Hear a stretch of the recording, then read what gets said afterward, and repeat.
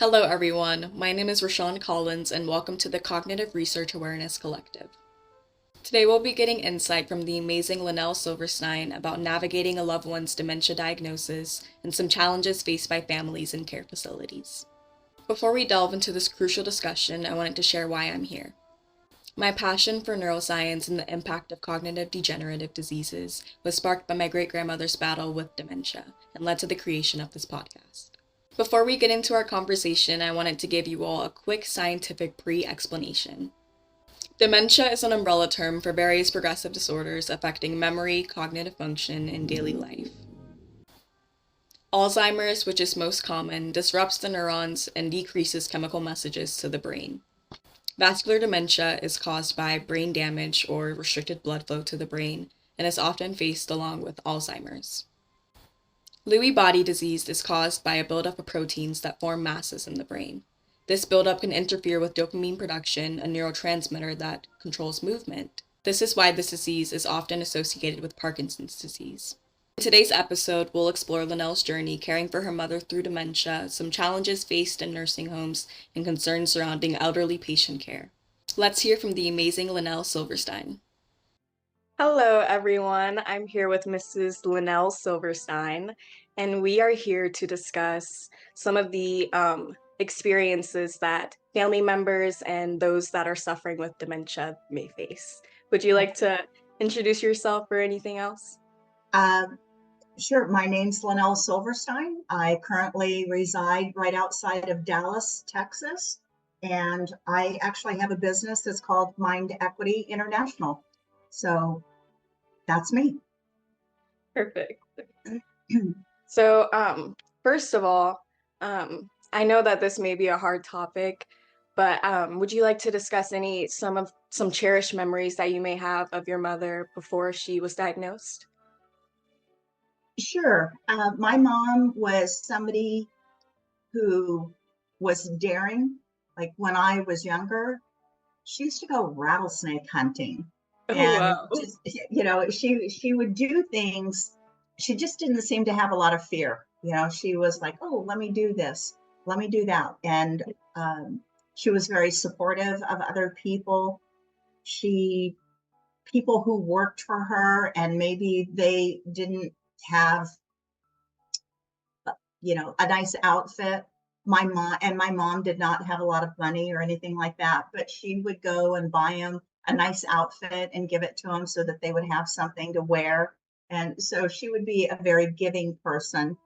The only thing I do know that she was afraid of was water. And I don't know where that fear came from, but she didn't want to get in a swimming pool. She would swear she'd get a Charlie horse if she did. Oh So, gosh. but other than that, like the rattlesnake hunting, just out and about, that was her. She was very stylish. My mom passed away in 2020, and she was 88 years and 9 months when she passed away. So in her younger years, I mean, she was just somebody that really enjoyed style and put herself together. She was always well put together. She sounds like an amazing person. Yeah, she was very giving, very strong-willed. And back then with your children, we were brought up that if they didn't spank you, they didn't love you. So my mom was pretty good at that. She would take a twig off of a tree, one that was real green and flexible, and go to town if I straight off the property. Yeah.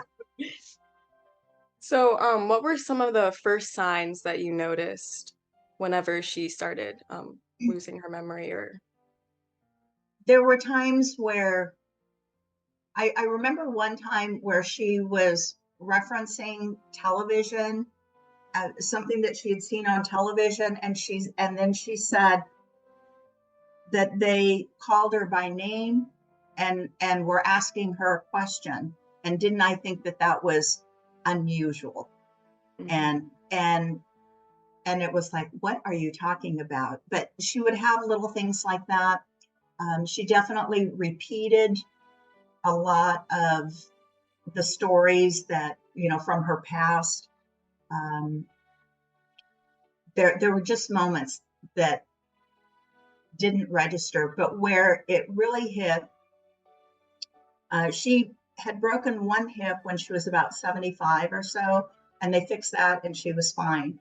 Then she did the other hip later on. And because of that, when she went to a facility, which we thought was going to be just a rehab, it became apparent that she actually needed to stay in the facility.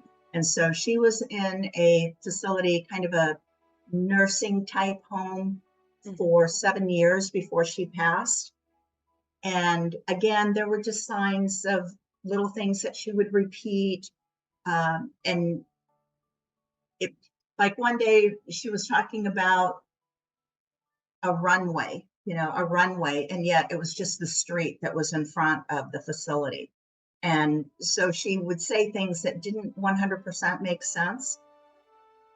What completely happened was when I went to see her at the facility. Every week I would do her laundry and her ironing and bring it back to her, and we would sit outside.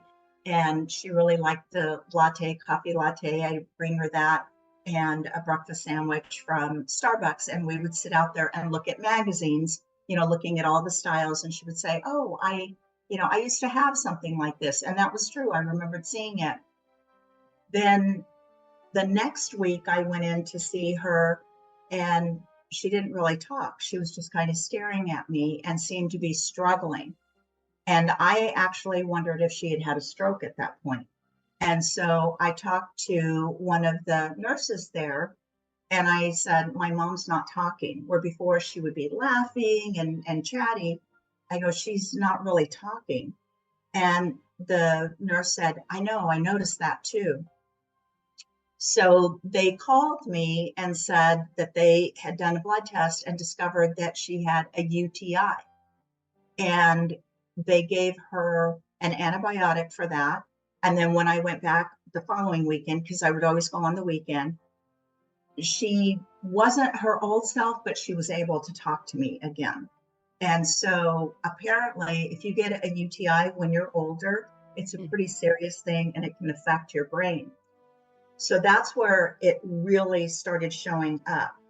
And then over a period of time, she ended up having GERD. So she would eat, but then it would come back up again. And there's your esophagus, it starts to close up and food doesn't actually make it to your stomach.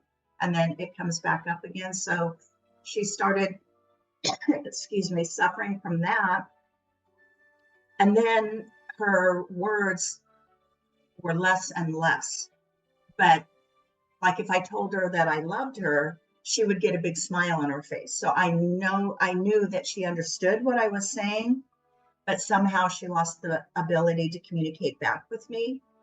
And then there was another factor that showed up, and that was all of a sudden she might take a swing at you. Like you'd be talking and she was there and understanding, but then she would just kind of change. You would see the expression change, and then she'd take her fist and kind of, just throw it out there.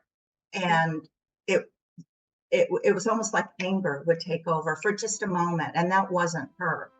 And then it continued to progress to where she might be able to say one or two words, but then there were sounds that she made, and it wasn't it wasn't words anymore. So it just continued to progress and to progress. Now, as far as any support, she was in the facility, and it's really sad to have people go into a facility because there were a lot of people that were in there that weren't getting visitors, and they they couldn't communicate. They were just making sounds and just sitting there, in wheelchairs, just sitting there. And my mom over time became one of those people. And you just see it, and it's the ugly part of life. There's the families, not a lot of the families just aren't there. They're not coming.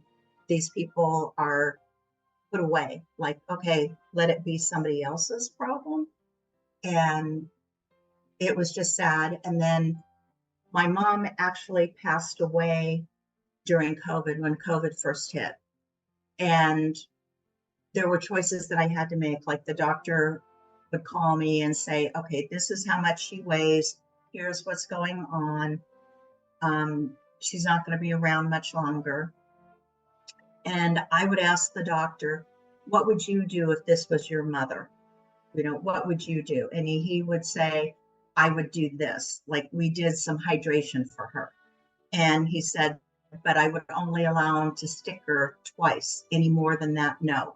And I was like, okay, then that's what we would do. Because if you would do it for your mother, then I'm going to trust you in this. And her life actually got extended. However, COVID hit in March, and then I got the call that she was losing weight and that, she wasn't going to be around again much longer.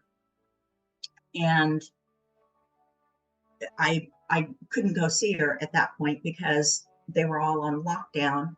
But then when it got really bad, they said, we're going to make arrangements for you to come in and see her. So I did get to see her a couple of times. By then, it was like she was sleeping all the time, and she was kind of curled almost in a fetal position in her bed. And she was tall, and she weighed originally like 150 pounds. And I think when she passed away, she was maybe 80 pounds because just they lose weight. They stop eating. She stopped eating. They get really dehydrated. And so the body just starts to shut down. And I will say that I used to hear stories where people would say that their loved one, even though they hadn't been able to communicate, would all of a sudden be able to communicate 100% and act like their old self. And that was something that would happen right before somebody passes away. And I kept hoping for that, and I didn't get that. So in a way, it was like I got cheated because other people get that. Um, and then it got to a point where COVID was so bad, and it was at the beginning stages, that when I was in there, I asked, have you had anyone who's had COVID? And the response was, oh no, they're all in the hospital now. And I'm like, okay, but they got it here before they went to the hospital. And so then I had to make a decision of, do I take a chance of contracting COVID or being a carrier and bring it home to my husband and my granddaughter? Or do I stop seeing my mom? It was really a hard decision. And my mother passed away April 26th. And again, it was at the beginning when they were like, everybody's dying, there was fear. There was a lot of fear. And I didn't go see her the last 2 weeks of her life, but I called every day to check in and to see what was going on with her. And they would give me her oxygen levels and the whole 9 yards. And then on a Saturday night, I went to bed and I was like, all right, if my mom is still alive tomorrow, I need to go see her. I made that decision that she was holding on because she needed to see me one last time. And at 4 o'clock in the morning, my phone rang, and it said the name of the facility. And so I knew. And when I answered the phone, they just said, she's gone, she's gone. And I'm like, okay, thank you. And as much as I thought I was prepared for it, I was not. I mean, I was a hot mess. I cried and just cried and cried and cried. And then I had to make her arrangements, which they weren't doing funerals because of COVID. But I did pick out a beautiful urn that I thought represented her 100%.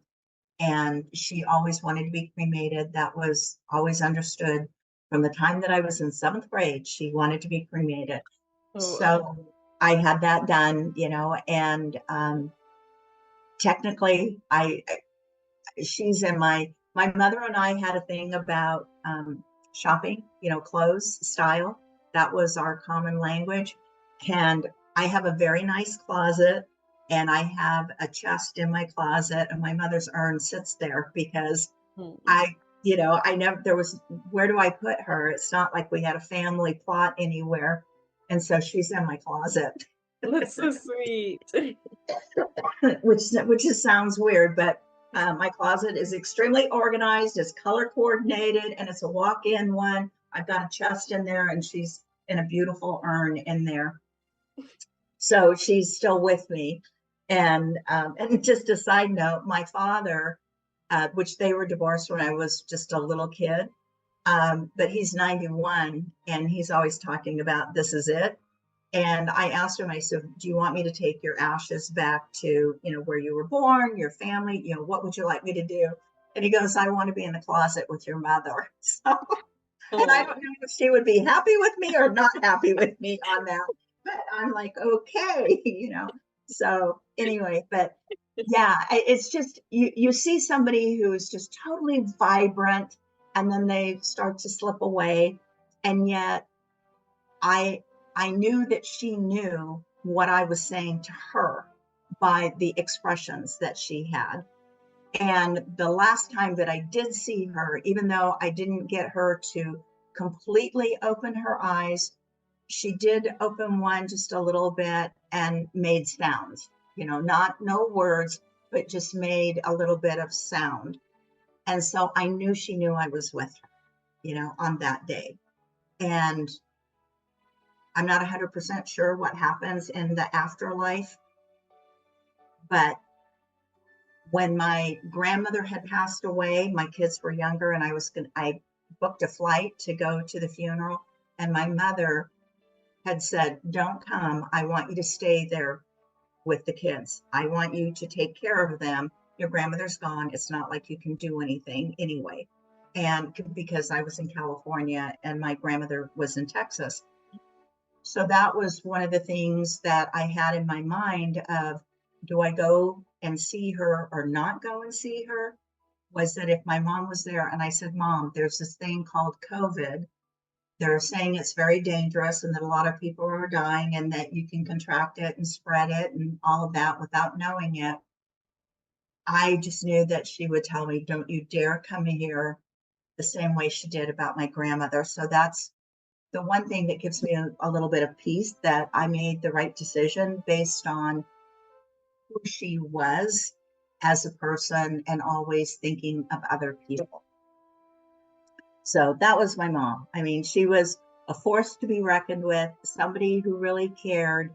And it was just sad to watch her just kind of wither away and from me and not be able to communicate. And that UTI though had a big, that was the turn. Before it was just a few words here or there, but that UTI, just everything changed. And they got her back a little bit, like I said, with the antibiotic, but then she turned around and got another UTI right behind it. So she had like three almost in a row. Oh, wow. Yeah. Was there like a big push for her to get diagnosed, or was it after the UTI that she was diagnosed with dementia? I would say it was after the UTI. Okay. But now, one of the things at the facility, they said, your mom tells these stories and we think there's something going on. And I said, my mom's telling you a story. My mother used to work in a hospital, and she worked in a hospital for 20 some odd years. And I go, the stories that she's telling you, although they seem like they're stories here in the facility, they're actually the stories from the hospital, because Oh, I was there. I remember it. So that was a little bit confusing for people, yeah. because, my mom would be talking about like the doctors or the nurses and just staff in general. And so Mhm. they thought that she wasn't all there because it didn't seem to match 100%. And it's Okay. like, no, she's talking to you about the hospital she was in. But but there were some signs, there was already a little bit, but not major, not major. And, but it was the UTIs are just what wiped her out. And she lived a good, 2 to 3 years after those UTIs that way. So, Were there any coping mechanisms or support systems that you had that were beneficial to go through this? well, I had my family, my daughters and my husband, but there wasn't any formal support of any kind. And I was an only child, so I'm used to being responsible. And I think you just go into a mode of, okay, here's what's happening. Mhm. And I needed to make sure that I was handling everything. I kept her home, or what was her apartment, because she'd sold her home, but I kept her apartment for about 3 months before I finally thought she's not coming back. And then dispersed everything. I put everything in storage, and then I kept it there for a few more years. And then finally it was like, okay, now she's not communicating. So I got rid of everything pretty much that was in there. I kept a few things for me, Mhm. um, that I knew were her favorite, but everything else I did end up giving it away to people who could really use it, which followed suit for her because she was always giving things away. So yeah. Do But and you it's tough when you don't have anybody or you don't have a clear understanding. But for somebody like me, it was like I was just going to move through it because I was taking care of what I had to take care of. End of story. I would meet with the providers there. We would meet periodically and go over her care instructions. For a long time, I had that you do resuscitate her if anything happens. And then towards the end, I finally said, okay, you can take that off, just take it off. Don't even, you'll hurt her trying to bring her back, break her bones, whatever. And Mhm. so that was kind of a tough decision to make.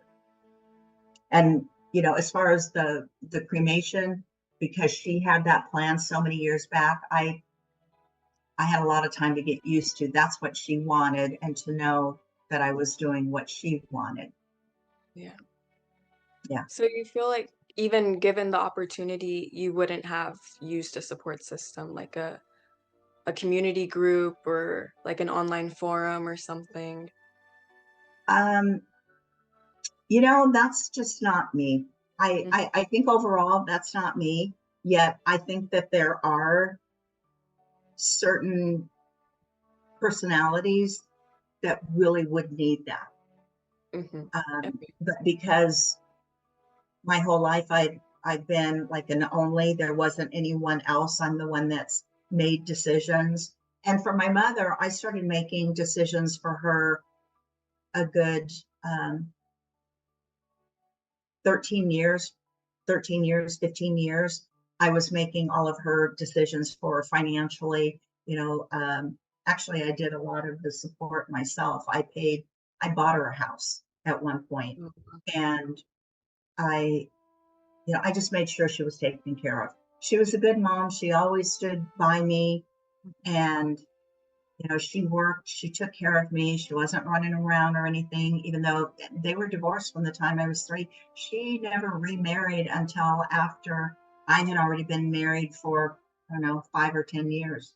Oh, wow. And yeah, so she was just always taking care of me.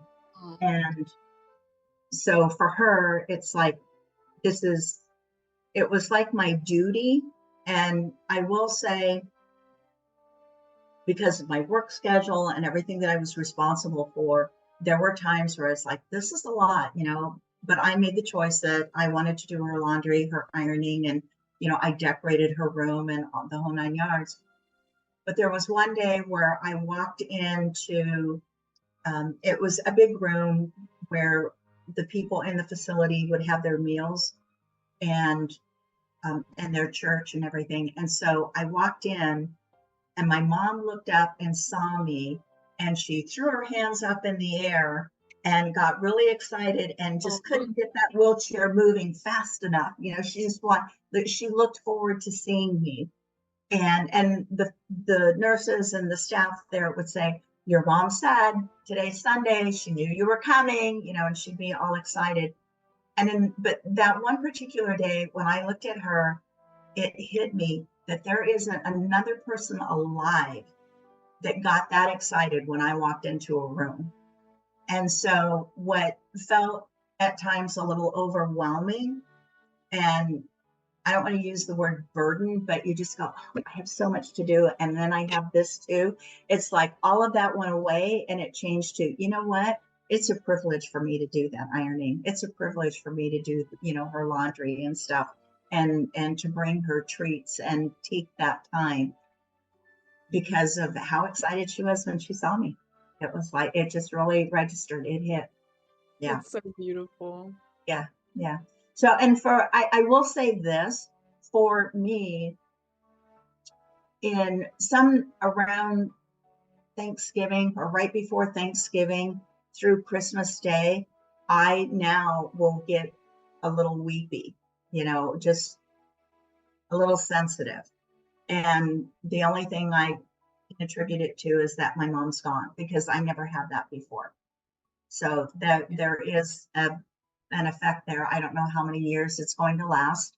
Right now we're February of 2024, and she passed away in 2020. So, it's been a few years. Sorry, I have a sore throat. You're okay. Yeah. So anyway, that's my story. So, in the nursing home, were there any like activities or routines that brought her comfort besides just you coming to visit her? They had a they would have some things in there, but they had this room down the hall. They had a fellow who would come in and sing, and he would sing like Elvis Presley songs, just different songs. And he, was dressed in a suit and everything and playing the music. And I knew that my mom really liked music, and she was an Elvis Presley fan when she was a young girl, or a young woman. And so I pushed her down and into that room, and he sang to her and gave her a flower, Oh. and she was flirting back. Uh, She was flirting back. Yeah, just flirting back. And so, they had a few things like that, and I would say that really mattered to my mom. Now, that being said, this was rated a 5-star place. But just like any place, the employees that you have don't always follow the rules. And there was somebody who turned in an employee in the evening because she was kicking my mother, saying, don't bother me, kind of thing. And so I got brought into it, and they did a complete investigation on it, oh, and that, and did disciplinary action.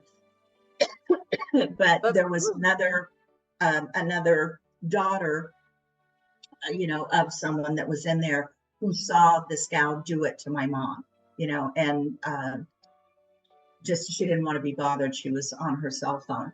So they did. I think you really do need to pay attention to what's going on in there. And if you have an adult, or a parent that's in there, and they tell you something, even if you think that that's kind of odd, you might want to really look into it, or just pay closer attention. My mother had one roommate, and my mom would say that she knew the roommate was drunk. This is when my mom could still communicate. She'd go, I know she drinks. I know she's on something.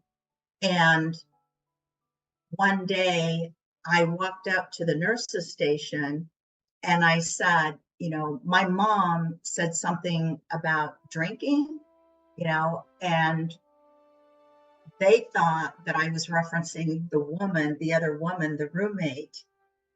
And so they disclosed that we're not sure where she's getting the alcohol from, but oh, she has been, drinking, and, blah, blah, blah, blah, blah. And I was just like, what?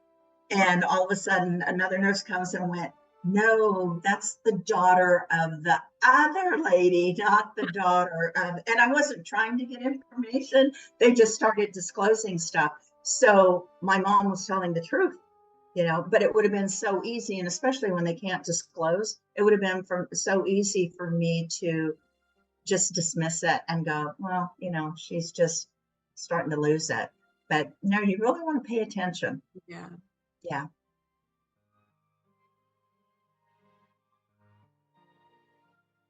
How would you like your mother to be remembered? I know you said that she was very vivacious. She was a very like a big light in your life, very Yeah. supportive. Yeah. Well, and I would want her um, to be remembered as a strong person that, other than getting in a pool, was pretty Mhm. daring and would go out there and make things happen. She wasn't one that would say, things happen to her and, go into a fetal position like, oh, my life is so terrible. Um, she would say things like, I'm a happy person. She would, and overall, I would say she was a happy person. Yeah. But, and she could get mad, Yeah. like, yeah, she could get mad. I remember that even as an adult, like I said, if she thought I needed to be smacked, she'd smack me, like on the shoulder or something. Just, she would tell me Hmm. what it was like. And I will admit, once um, I had two bulging discs, L4, L5, in my lower back, and they were actually pressing on the spine. And it was really, really painful. And one day I made a comment, and my mom was there, and I said, I have so much to do, and this is so painful. I go, there are people who, they don't care. They just want to sit on the sofa, and that, they don't want to get up. They don't want to do anything. They don't want to participate in life. They just want to be sitting there doing nothing. I go, why can't they have this instead of me? And my mom just really ripped me a new one. How dare I, think that somebody else should have something, that Hmm. I was suffering with. So she set me straight. And Hmm. that's where I said she wasn't a person to woe is me. And I had to repent from that too. And then finally, when I went to the neurosurgeon, I was like, I don't care what you do. If I end up in a wheelchair for the rest of my life, just cut it out. I can't stand the pain. And he fixed me, and we didn't have to cut anything out. So I ended up being okay. But shame on me for having that moment, in my house, going, why can't somebody else have this? No, you don't get to be a whiny baby. I think that you handled everything very well from what it sounds like. I think that that's what she would have wanted, even in her resting place in your closet. Yeah, in a resting place in my closet. Yes. I think I think she would be pleased with the choices that I made, for her. Um, I know that she loved her grandchildren, my children, with all of her heart, and was very generous. She may not have had a lot of money, but she was just generous with them. She would say, do you want that? Okay, grandma will buy it for you. And I'm Oh. like, okay, So anyhow, with my children, fortunately, they were little things, but yeah. That's all I have for you. Was there anything else you wanted to add? No, no, well, I guess in a facility, Mhm. one of the things that I did say to them, because at some point she was in a wheelchair all the time, and so they weren't taking her to the restroom. And one of the things that I said to them is, she never had a UTI before being in here. And Mm. I'm going to suggest to you that you are not making sure that she's being cleaned properly. And they had a thing where they would only do a shower twice a week. And I'm like, no, she needs to have, if you're going to have her sitting in a diaper, then you need to make sure that she's being rinsed off. And so that was one thing that I would get details of exactly what it is when someone's in a facility exactly what it is that they do for them, and including that showering bit. I think So, that's very important. I'm glad you mentioned that because, along with even just in facilities, even at hospitals, I've noticed I'm studying to be a medical assistant right now and I'm on mhm. rotations. I've noticed some nurses that are very careless and aren't exactly doing what they're supposed to be doing. Right, right. And when somebody is when they can't stand up for themselves to Mhm. where they can actually do something about it, there needs to be someone who's willing to do that for them. Absolutely. And, and the other thing that my mother ended up getting in this facility, and again, it was really high rated, is oh, what do they call? There's some type of I'm going to say a bug that gets into your system and it travels in your system. Scabies. I think it's scabies. Have you Okay. studied? Yeah, and that can be common in a facility, and Mhm. especially when they're doing laundry and putting everybody's clothes together and stuff, because that's not just about doing laundry. That you have to seal those clothes in a bag so that there's no air in them and that these bugs can die. And my mom had, they called it a rash, and they had given her some cream. And then in the end, they ended up giving me a phone call because it wasn't just my mother. There were other people that had, I believe it was called scabies, which Mhm. is some little bug that travels through you. And so they would transport my mother to the doctor, and I met her at the doctor. And the doctor looked at her and said, "Oh my goodness, this is awful. And she has been suffering." And when you hear that your parent has been suffering, it's going to make you mad. Yeah. And so they did a test and they could see in the microscope that yes, it was these bugs. And so they had this prescription cream. And then I ended up getting it for my whole family too, since I was bringing stuff to my home, just to ensure I didn't have bites, but just to ensure that we weren't carrying it. But I had lifted her and everything in her wheelchair while we were there. And so I did go back and hold a meeting, and that's when I found out about the 2 showers a week and all of that. And I'm like, no, this is unacceptable. And you know, you, I, and they had brought somebody else's clothes and put them in my mom's drawer and stuff. And I'm like, no, no, Mhm. this is not a good thing. And I went through the process, and I said, I want to know when this was diagnosed. And they would go, oh, well, this was diagnosed, and I'd go, stop. Like somebody came in to see her, and I go, stop. Are you telling me it was a nurse? Are you telling me it was a doctor? Who is it that said this is what she had? And I made them go through everything along with the administrator and, other people who were there. And we went one by one by one. And although they kept trying to overtalk, I'd go, stop, back up on this date. And I, documented everything. And then that's where I had that they were going to give her more, more showers, more, all of that.